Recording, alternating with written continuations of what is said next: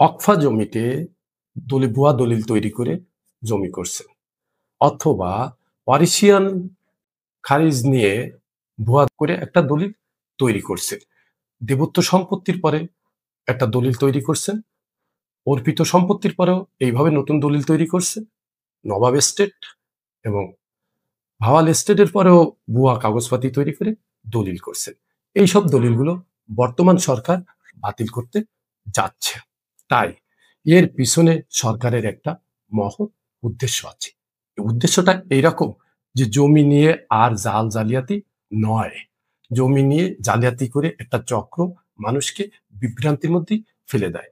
তাই সরকার এই বড় উদ্যোগ নিচ্ছে। এইগুলো কেন এসব দলিল বাতিল করা হচ্ছে?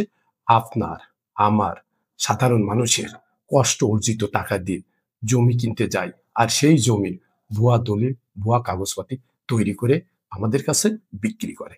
আর এই বিক্রি করার কারণে প্রকৃত মালিক তার ন্যায্যতা জমি ফিরে পায় না। আমরা যারা জমি ক্রয় করতে যাচ্ছি তারাও আমরা খুব বিপদে পড়তেছি, প্রতারণার শিকার হচ্ছি।